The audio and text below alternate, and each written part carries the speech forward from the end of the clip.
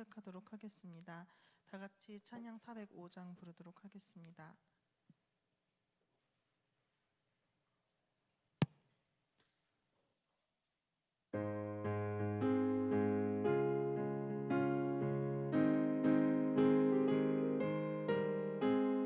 주의 친절한 발에 안기세 우리 맘이 평안하리니 항상 기쁘고 복이 되겠네. 영원하신 발에 안기세.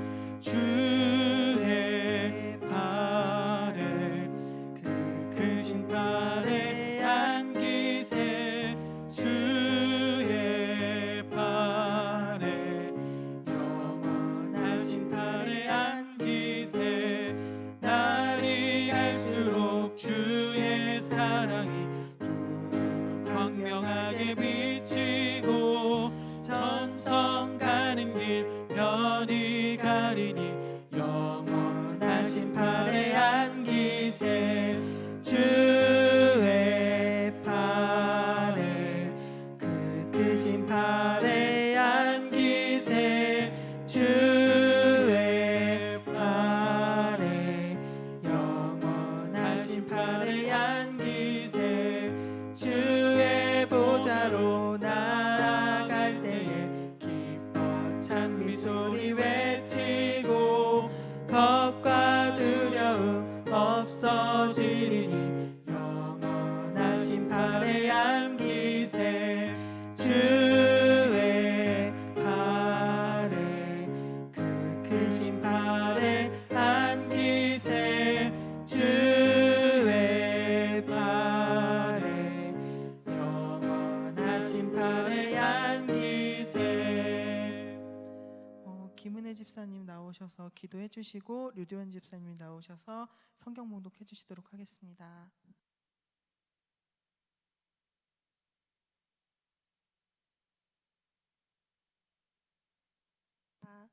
사랑이 많으신 주님, 오늘 이 자리에 나와 주님께 예배드릴 수 있도록 인도해 주심 너무나도 감사드립니다. 하나님을 더욱 사모하며 진정한 예배를 드리게 하여 주시옵소서. 이 세대를 살아가며 하나님 앞에 한없이 연약함을 보이며 많은 유혹 앞에 쓰러지며 주님의 뜻을 알지 못하는 죄를 범하며 살아갑니다. 주님께 나가는 것이 부끄럽지만 우리의 모든 죄를 용서하여 주시옵소서. 반복되는 죄를 짓지 않도록 강건한 믿음을 허락하여 주시옵소서. 온 세상이 질병으로 인하여 두려움과 걱정으로 둘러싸여 있습니다. 주님, 이 상황에 분명 큰 뜻이 있을 줄 압니다.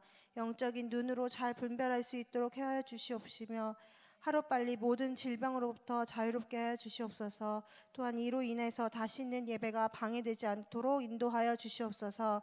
오늘은 16교회 헌신 예배로 영광 돌리려 합니다. 진정한 예배자로 정직한 예배가 되게 하여 주시옵소서. 헌신자로서 주님 만족하시기엔 부족하지만 우리 마음 가운데 헌신을 잊지 않고 노력하는 여선교회가 되게 하여 주시옵소서.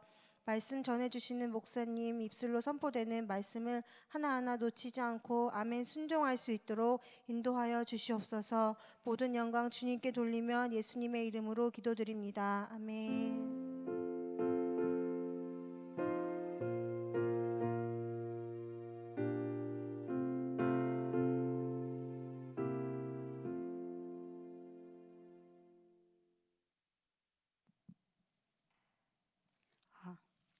성경 봉독은 마태복음 4장 19절 말씀입니다.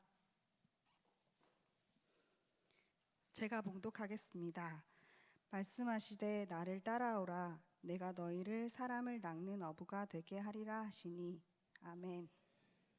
다음 순서로 심여선교회 나오셔서 특송해 주시겠습니다.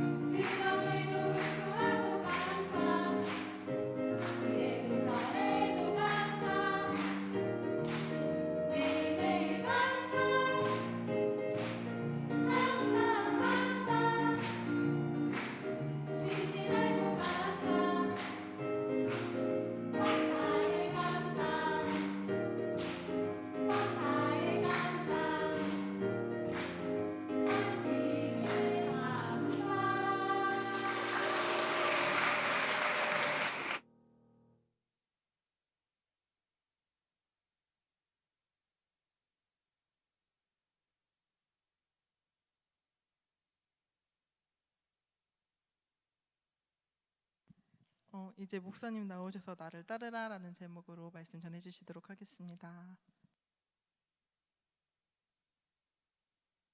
예, 기도하겠습니다. 거룩하신 하나님, 주님의 은혜를 감사를 드립니다. 하나님, 심여선교회 헌신 예배로 하나님께 영광 돌리는 하나님의 귀한 집사님 자녀들 기억해 주시고, 하나님께서 젊었을 때 주님을 섬기며 그리고 어떤 하나님의 꿈을 꾸어 나가는 가운데 우리의 쓰임 받게 해주셔서 감사를 드립니다. 특별히 하나님 아버지, 아이들을 키우고 그리고 또 남편을 섬기며 그리고 어떤 교회 일을 등한시하지 않고 열심히 정말 믿음 따라 살아가려고 하는 우리 젊은 여선교회원들이 하나님 아버지 땀과 노력과 헌신들이 헛되지 않도록 하나님께서 저들을 일일이 한 사람 한 사람 기억해 두셨다가 필요에 따라서 하나님의 은혜를 공급해 주시고 하나님 위로와 평강을 늘 덧입혀 주시고 하나님 하루하루를 살아갈 때마다 기쁘고 즐겁고 행복하게 살아갈 수 있도록 인도해 주시옵소서. 이 시간 하나님 앞에 11조 드린 이규호 형제, 조원현 형제 감사, 그리고 조아의 자매님 감사드렸습니다.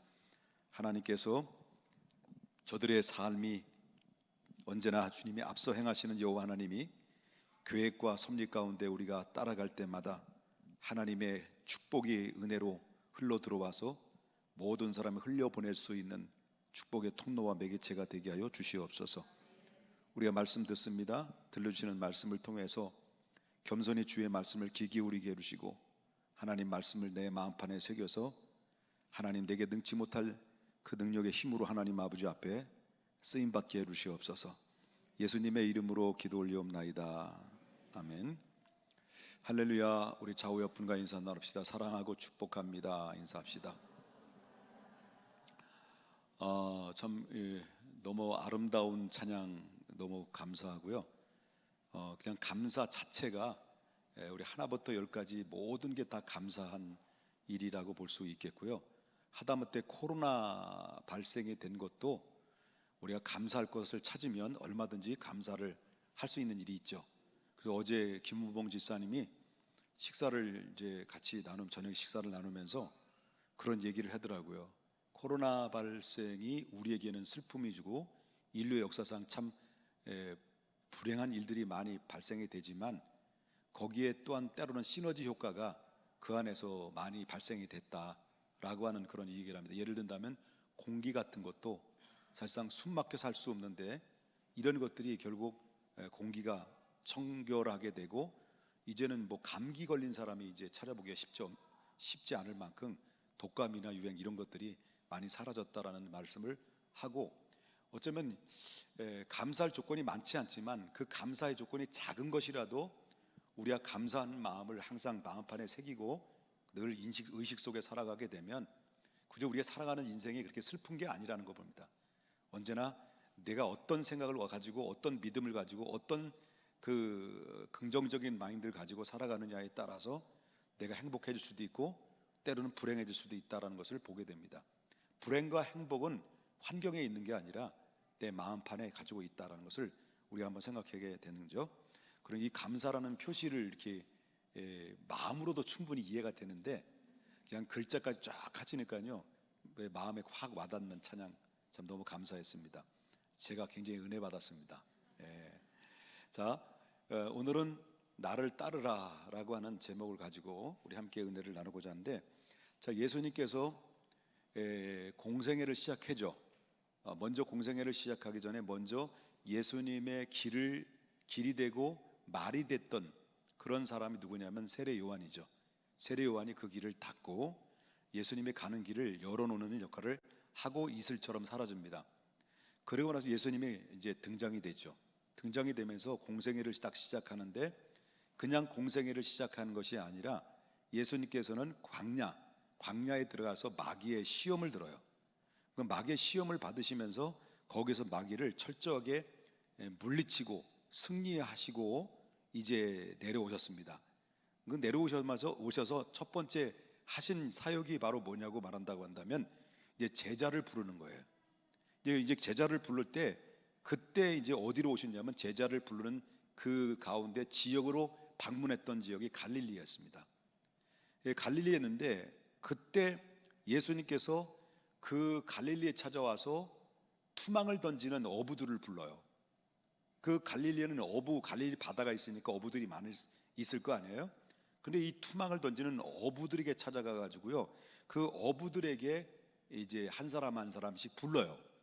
그 부를 때 그때 첫 번째 예수님을 만난 그 어부들이 4명이 대표적인 인물인데, 그 대표적인 인물이 누구냐면 베드로와 그의 형제인 안드레, 그 다음에 야고보와 그의 형제인 요한을 만나요. 그러면서 베드로와 야고보를 향해서, 안드레를 향해서 예수님께서 오늘 본문에 4장 19절에 뭐라고 얘기해요? 뭐라고 하냐면 말씀하시면서 나를 따르라, 나를 따라오라, 내가 너희를 사람을 낚는 어부가 되리라, 사람을 낚는 어부가 되게 하리라는 그 말씀을, 약속을 주고 너는 나를 따르라, 이렇게 말씀을 하고 있어요. 근데 여기에 대해서 상세한 설명은 누가복음에서 설명에 나오죠. 그 누가복음에 나오는 것을 보면 4사람이 등장이 되는데, 아까도 소개를 드렸던 것처럼 베드로와 안드레, 야고보와 요한, 이 4사람이 갈릴리에서 어부로서 열심히 투망을 던지는데 밤새도록 투망을 던졌지만은 허탕만 쳤어요. 그러니까 심령으로 볼 때는 실질적으로 상한 심령을 가지고 그냥 철수를 하고 그물을 이제 씻는 가운데 있는 그 현장 속에 예수님이 그들에게 찾아오셨다는 것을 상세하게 소개를 해주고 있어요. 그러면서 열심히 고기를 잡고 있었던 그 베드로와 어부 출신이죠. 그런 상심 속에 있는 그 베드로와 이제 안드레를 향해서 뭐라고 말하냐면 너는 나를 따르라는 명령을 내려요. 나를 따르라는 명령을 내렸을 때 그때 제자들은 4명의 제자들이 반응이 어떤 반응이냐 할 때, 그 명령이 떨어지자마자 베드로와 안드레는 이 그물을 씻고 있는데 그물을 전부 다 내버려 두고, 마태복음 여러분 읽었던 다음 절에 보면 20절에 보니까 그들이 곧 그물을 버려두고 누굴 따랐다는 거죠? 예수님을 따랐다라고 해요. 그리고 또 22절에 보니까 누가 또 등장이 돼요? 야고보와 안드레도 따르라는 말씀을 듣고 그들은 곧 배와 아버지를 버려두고 예수님을 따랐다, 그런 이야기를 하고요 있어요. 그렇다면 지금까지 베드로와 안드레는 물고기를 잡는 어부 출신이에요. 그리고 일생 동안 물고기만 잡고 다녔어요. 그래서 물고기 잡기 위해서 물고기만 따라다니면서 그랬던 사람들인데, 이제는 바로 뭐냐면 물고기만 따라다니는, 물고기 잡으려고 물고기만 따라다니지 말고 이제부터는 그걸 접고 나의 뒤를 따르라는 거예요. 나의 뒤를 따르면 뭐가 된다는 거예요? 물고기 잡는 어부가 아니라 사람을 낚는 어부가 될 것이다라는 그런 말씀을 주셨다는 거죠. 여기에는 예수님의 부르심과 부르심의 목적이 분명해요. 부르신 이유의 목적, 그것이 바로 뭐냐면 너는 나를 따르라, 그럼 내가 너를 뭐가 된다 해주겠다는 거예요? 사람을 낚는 어부가 되게 하겠다는 거예요. 여기에서 이 예수님의 부름 앞에서 베드로와 안드레와 야고보와 요한이 순종을 하느냐에 따라서, 뭐 하느냐 안 하느냐에 따라서 그의 인생은 완전히 180도로 달라질 수 있었던 거예요. 근데 이 베드로와 안드레는 너는 나를 따르라는 그 명령을 순종을 해요. 즉각적인 순종을 해요. 이 즉각적인 순종을 하면서 여태까지 그물을 투망을 던지면서 고기 잡는 어부로서의 살아왔던 것들이 다 정리가 되고 예수님을 따라다니면서 근본적으로 예수님에게 무엇을 배우는 이런 과정 속에서 점진적으로 예수님의 제자의 면모를 갖추어 나가는 그런 모습들을 성경에서 소개해주고 있다라고 하는 것이죠. 그렇기 때문에 그들에게는 뭐예요? 예수님을 만남으로 말미암아 뭐가 생긴 거예요? 새로운 목표가 생긴 거예요.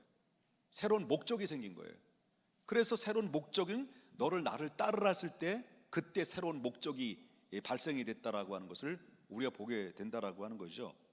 여러분, 이것은 뭐냐면 따른다라는 말은 이 말씀 속에서 우리가 늘 느끼는 게 바로 뭐냐면 우리는 늘 이 땅에 살아가면서 누군가를 뒤를 따라다니면서 살아왔어요. 누군가를 뒤를 따르면서 살았는데 어쩌면 우리 부모님의 뒤를 따른 거예요. 너는 설거지해, 그러면 설거지하고, 밥 먹자, 자자, TV 꺼, 너 이놈의 시키 쌍문 시키 하면서, 그래서 부모님의 뜻을 따라서 우리는 살아왔어요. 때로는 위인들을 찾아가면서 내가 무언가를 배우고, 스승을 찾아가면서 뭘 배우고, 우리 선생님을 따라서 뭔가를 배우려고 하고, 친구를 띠를 따라다니면서 살아왔어요. 어떤 때 내가 이끌기도 하고 내가 그들을 따라가기도 하고, 근데 이끄는 것보다도 우리는 늘 따라다니는 쪽에서 우리가 살아왔어요. 그렇잖아요. 늘 따라다니는 인생으로 살아왔어요. 늘 따라다니는 인생. 베드로와 안드레는 뭘 따라다니죠? 여태까지 오직 고기 잡는 목표로 고기를 잡기 위해서 고기를 따라다녔던 사람이었어요. 우리도 마찬가지였어요. 누군가를 따라다녀요. 뭘 배우기 위해서 계속 따라다녀요. 부모를 따라다니고 친구를 따라다니고, 그리고 학생들은 말해 뭐예요? 학생들은 친구 따라 게임장도 가고, 그죠? 그런 친구의 영향을 많이 받게 되죠. 영향을 많이 받아요. 여태까지 늘 따라다니는 가운데서, 그런 가운데서 우리는 뭘 배워요? 교육을 받아요. 부모로부터 교육을 받고, 교사로부터 교육을 받고, 스승으로부터 교육을 받고, 친구로부터 교육을 받아. 친구로부터 특별히 뭘 받아요? 이걸 배우고, 그리고 이걸 배우는 거예요. 이게 뭐예요? 게임. 이걸 배우는 거예요. 그래가지고 이렇게 되는 거야. 이래서 눈이 뒤집어지는 거야. 그래서 경기 나는 거야. 이거 다 우리는 늘 따라다니면서 얻어지는 거예요. 그래서 배우는 가운데서는 긍정적으로 배우는 게 있고 부정적으로 배우는 게 있어요. 나를 나되게 만드는 데 있어서 배우는 것이 있고, 나를 망가지게 만드는 일에 배우는 거 있어요. 그래서 사람은 누구를 만나고 누구를 따라다니냐에 따라서 그 사람의 인생이 달라질 수도 있다는 것을 우리가 보게 된다라고 하는 거죠. 그래서 이 교육을 통해서 우리는 뭘 배워요? 어떻게 살아가는지, 무엇이 잘못된 것인지를 바로 시행착오를 늘 겪으면서 내가 시행착오를 통해서 얻어지는 게 상당히 많이 얻고 살아간다는 것을 우리가 보게 된다는 거죠. 그런데 예수님의 교육 목적은 달라요. 우리를 이끌으시고 베드로를 부르고 야고보를 부르고 안드레를 부르고 요한을 불렀을 때는 그들을 이끌어가는 가운데서 그들이 뒤를 따라갈 때 예수님이 그들을 교육하는 방법은 달랐다는 거죠. 그들의 교육하는 방법은 바로 뭐냐면, 어떤 방법이냐면 고기를 잡는 법을 가르쳐 주는 것이 아니라 사람을 낚는 법을 그들에게 가르쳐 주기 시작해요. 계속. 그래서 예수님이 이제 그때부터 제자들을 부르면서 둘씩 짝을 지면서 뭘 보내요? 그들을 동네방네 보내면서 전도를 하게 해요. 그리고 그들의 능력을 줘요. 귀신을 제어하고 병을 치료하고 이런 것들을 계속 능력을 주면서 보내요. 그 보내면서 서서히 이 사람들이 제자로서, 예수님이 제자로서 예수님 목적 그 사정권 안에 그들을 하나씩 끌어들여서 예수님이 그들을 통해서 이루고자 하는 목적을 하나씩 이루어가는 이런 교육 방법을 예수님께서 택해줬다는 거죠. 그런데 예수님께서 그들을 이끌어가는 가운데 제자들이 뒤따라가는 가운데서 마지막 부분이 뭐냐라는 거예요. 예수님을 쫓았는데, 예수님을 뒤따라서 계속 가긴 갔는데 마지막에 그 종착점이 뭐냐, 예수님 제자들이. 그게 바로 뭐냐면 십자가였어요. 예수님을 따라갔던 마지막 종착점은 십자가. 그 십자가였어요. 그래서 제자들은 예수님이 부름받았을 때 그때 당시는 사람을 낚는 어부인 줄 몰랐어요. 자기들이 사람을 낚는 어부가 되리라고 말씀하셨는데 내가 사람을 낚는 어부가 뭘 의미인지도 몰랐던 거예요. 그냥 예수님이 따르라니까 따랐는데 예수님이 하시는 일들을 보니까 범상치가 않은 거예요. 기적을 일으키죠. 이적을 일으키죠. 악한 귀신이 떠나죠. 죽은 자가 살아나죠. 예수님 말씀 선포할 때 많은 사람들이 변화가 일어나죠. 많은 사람이 감동이 일어나죠. 그래서 수많은 인파들이 몰려들지요. 예수님이 한순간에 세례 요한은 이슬처럼 사라지고 그 대신 예수님이 기라성처럼 등장이 돼서 모든 유대 사람들의 마음을 완전히 사로잡았어요. 그러니까 예수님이 따랐던 그때 당시에 사람을 낚는 어부가 되리라는 그 말씀을 듣고 따랐던 예수님의 제자들은 아직까지도 마지막 최종적인 궁극적인 마지막 종착점이 십자가라는 것을 모르고 계속 따라다녔다는 거예요. 그들은 단순히 뭐만 의중에 뒀냐면 예수님이 하는 모습을 보니까, 예수님이 하시는 모습을 보니까 이 민족을 구원할 수 있는 유일한 해방자다, 해방을 시키는 해방자로만 의식 속에 살았기 때문에 예수님을 계속 따라다니다면, 예수님을 따라다니다 보면 종국에는 십자가가 아니라 그들의 영광으로 생각했던 거예요. 면류관 생각했던 거예요. 그래서 예수님이 왕이 되면 그들의 마음속에는 뭐냐면 예수님을 통해서 내가 이루고자 하는 목적, 명예, 그래서 큰 자리, 높은 지위, 권력, 예수님의 제자들은 그것을 바라보고 계속 주님을 따라다녔던 거예요. 졸졸졸졸. 근데 마지막 따라다니다 보니까 결국 종착점이 어디예요? 예수님이 십자가였어요. 그래서 그들은 실망할 수밖에 없는 거죠. 자기들은 최종적으로 주님을 따르고자 하는 마지막 목적지 종착점이 십자가라는 것을 전혀 예측하지 못했는데 예수님은 그 길을 간 거예요.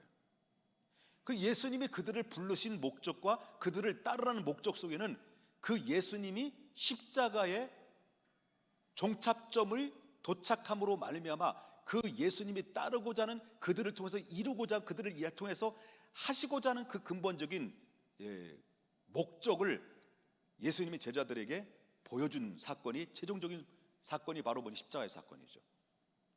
그런데 제자들은 부름받았을 때는 그걸 몰랐던 거예요.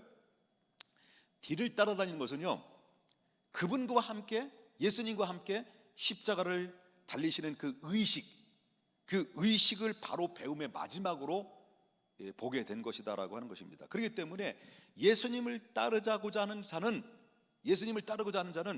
바로 십자가라는 고난이라는 것을 관문을 통과할 때, 십자가의 관문을 통과할 때, 그때 비로소 예수님이 뭘 보여준 거예요? 부활을 보여준 거예요. 십자가는 고난이에요. 십자가는 모든 인류를 위해서 예수님이 흘리신 피예요. 희생이에요. 제물이에요. 근데 예수님이 궁극적으로 마지막 종착점을 보여주고, 너희들이 가는 길이 내가 십자가의 마지막 종착점을 통해서 왔던 것처럼 너희들이 나를 따르고자 하는 이유는 뭐냐? 명예가 아니라 너희들도 자기 십자가를 지고 너희들이 나를 쫓아야만이 된다라는 것을 예수님이 십자가를 통해서 보여준 거예요. 그리고 십자가를 통해서 보여주고 나서 그 이후에 바로 뭐냐면 예수님의 마지막일 십자가를 그들을 배움을 통해서 따라가고자 하는 그 자들에게 그 고난을 통과하고 난 다음에 뭐가 있다는 것을 보여주는 거냐면 부활이 있다는 것을 보여준 거예요. 부활. 그렇기 때문에 고난이 없이는 부활의 선물을 받을 수 없다는 것. 바로 고난이, 죽음과 희생의 대가를 치르지 않으면, 예수님께서 십자가라고 하는 이 희생을 치르지 않고는 인류가 그 구원의 기쁨으로 선사를 할 수가 없는 것처럼, 너희들이 내가 짊어져야 될 십자가의 짐을 짊어지지 않고는 결단코 부활의 기쁨을 맛볼 수가 없다, 승리의 기쁨을 맛볼 수 없다, 그 얘기를 예수님께서 하신 거예요. 나를 따르라는 목적 속엔 다 들어있는 거예요. 그렇기 때문에 여러분, 예수 믿고 복 받는 거, 이건 하나님이 기본적으로 주신 것이지만 우리가 제자들과 다를 바가 없는 것이 뭐냐면, 그때 당시 우리 예수님 목적이 예수 믿고 복 받는 것이 우리의 목적이라고 한다면, 그때 철딱서니가 없는 예수님의 제자들과 모습은 전혀 다를 바가 없는 거예요. 다를 바가 없는 거예요. 그런데 우리는 뭐냐? 우리의 삶의 목적이 뭐냐면, 그리스도인들은 바로 부활의 영광이 있기 전에 반드시 뭐가 통과되어 있었다는 거예요? 십자가라는 게 통과되어 있었어요. 예수님 부활의 영광을 통해서 우리에게 선물을 주시기 전에 반드시 덥석덥석 준 게 아니라 십자가라는 고난을 통해서 우리에게 부활의 소망을 허락해 주셨다라고 하는 거예요. 그럼 예수님의 제자들이 살아가야 될 목적과 방향이 뭐냐라고 한다면, 나는 다만 십자가를 통해서 모든 인류를 위해서 대속에 피 흘려 죽고 사흘 만에 부활해서 구원의 길을 활짝 열어 놓았다고 한다면, 너희들이 내 다음에 해야 될 사명이 무엇인지 아느냐? 그 길은 내가 걸어왔던 십자가라는 고난을 끌어안고, 그리고 희생의 대가를 치르고 저들의 구원받지 못한 모든 사람들에게 이 복음을 알려서 저들의 부활의 기쁨을 동참시키는데, 너희가 십자가를 지고 나를 따라갈 때 그들이 너희들을 따라오게 될 것이다 라고 하는 거예요. 좀 어려워요? 졸려요? 내가 졸리니 여러분 얼마나 졸리겠어요? 그렇다면 무슨 말이냐면, 자, 예수님이 십자가를 통해서 구원을 완성하고 부활을 통해서 우리의 부활의 기쁨을 알려줬단 말이에요. 그 예수님의 제자들은 그 사실을 언제 느꼈어요? 예수님 제자들은 부활의 기쁨을 언제 느꼈어요? 예수님 부활하고 나선, 그리고 성령 받고 난 다음에 눈이 열린 거예요. 그래서 예수님의 제자들이 나를 따르라고 하는 이 말씀 속에서 그들은 그 말씀을 깨닫기까지는 그때 당시 못 깨달은 거예요. 언제 깨달았어요? 예수님이 부활하시고 나서, 그리고 성령 받고 난 다음에 그때서야 비로소 깨닫기 시작해요. 그리고 그들은 움직이기 시작해요. 예수님의 부활, 예수님이 십자가 부활을 외치기 시작해요. 그래서 그들은 성령을 받고 그때부터 비로소 제자들은 예수님의 말씀을 기탄 없이 전해요.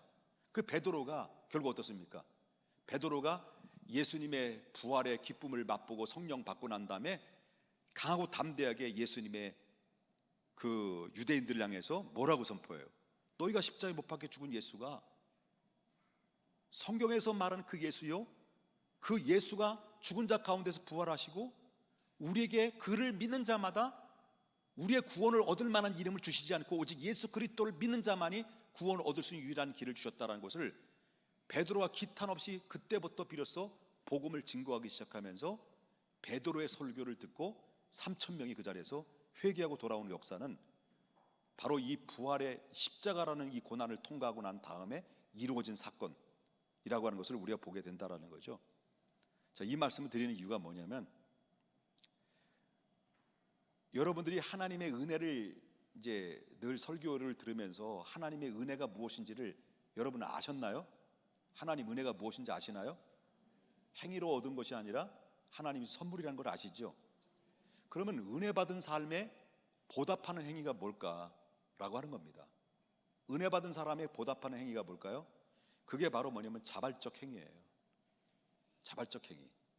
그렇기 때문에 예수님의 길을 걸어가는 데 있어서는 반드시 우리가 예수를 믿고 복을 받으면서 살아가지만, 그러나 우리가 살아가는 목적이 이제 달라져야 되는 거죠. 무엇을 먹고 마시기 위한 것을 쓸 것을 위해서 목적을 두고 있는 것이 아니라 이제는 바로 뭐냐면 주님의 그의 나라와 그 의를 구하는 삶으로 방향이 바뀌어져야 된다는 거죠.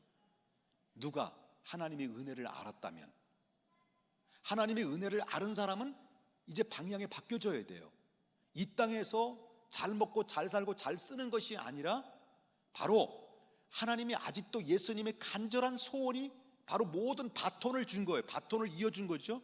예수님께서 십자가와 구원을 완성하시고 올라가신 다음에 내가 너희 모든 족속으로 제자를 삼아 아버지와 아들과 성령의 이름으로 세례를 주고 내가 너희에게 분부한 모든 것을 가르쳐 지키게 하라. 이건 누구에게 명령하신 거예요? 제자들에게 명령하신 거잖아요. 그 제자들이 그 바톤을 이어서 바로 내가 하나님 나라에 올라가지만은 이제부터 너희들이 해야 될 일은 십자가를 짊어지고 고난을 통과하고 그리고 그리스도의 복음, 생명의 복음을 전할 때 이 부활의 기쁨을 맛보듯이, 부활의 영광을 동참하듯이 너희들의 부활의 영광이 모든 만민들에게 선포되고 하나님 나라가 이루어지게 될 것이다라는 것을 이야기했다라고 하는 거죠. 그러면 심려선교회는 앞으로 그대로 적용한다고 한다면, 너는 나를 따르라 그랬잖아요. 나를 따르라는데 여태까지는 누구를 따라오셨는지 모르겠어요. 남편을 따라왔고, 애들 도망가면 애들 따라가고, 뭐 이런 것들이 있겠지만, 그리고 여선교회는 이게 뭐냐면 삶의 목적이 내가 무엇을 먹든지 마시든지 무엇을 위해서? 주의 영광을 위해서, 그리고 주님의 기쁨이 될 수만 있다면, 그 길의 목적 의식 속에 살아가게 되면 여러분, 우리의 이 땅의 삶의 전부가 아니라 하나님 나라의 영광의 목적을 두고 살아가는 사람들은 두 가지를 얻을 수 있어요. 하나는 땅의 기업과 하늘의 기업이에요. 그러니까 하나님의 영광을 위해 살아가는 사람들은요, 이 땅의 기업은 이 땅에서도 하나님의 축복을 해주신다는 거예요. 그리고 하나님 나라에 가서도 영광을 얻는다는 거예요. 이게 땅의 기업과 하늘의 기업을 동시에 얻는 것이 분명하게 주님의 목적 의식 속에 살아가는 사람에게 얻어지는 축복이에요. 그래서 너는 나를 따르라는 것은 단순히 사람을 낚는 어부, 아니 다시 말한다면 물고기를 잡는 어부가 아니라 예수님을 만나면 기점을 통해서 사람을 낚는 어부가 된다는 것은 이 땅의 기업이 아니라 하늘의 기업을 쌓는 그런 믿음의 행위다라는 것을 기억하면서 아기 키우냐고 힘들고 어렵지만 놓치지 말아야 될 게 있어요. 주님이 나를 부르신 것, 그 내가 어떻게 살아야 될 것인지. 아기를 키워도 아기의 키우는 목적은 아이들을 통해서 하나님 영광이 되고 하나님이 기쁨이 될 수 있는 아이. 그래서 사무엘처럼 기도로 잘 키워서 이 아이가 세상이 그렇게 급변하는 사정 속에서도 사무엘처럼 믿음으로 반듯하게 잘 성장이 돼서 훗날에 하나님 앞에 값지게 쓰임받을 수 있는 자녀로서 키워야 될 그런 사명이 주님을 따르는 제자의 모습인 거예요. 이런 모습처럼 우리 젊은 우리 엄마들이 또 출산도 해야 되고, 그죠?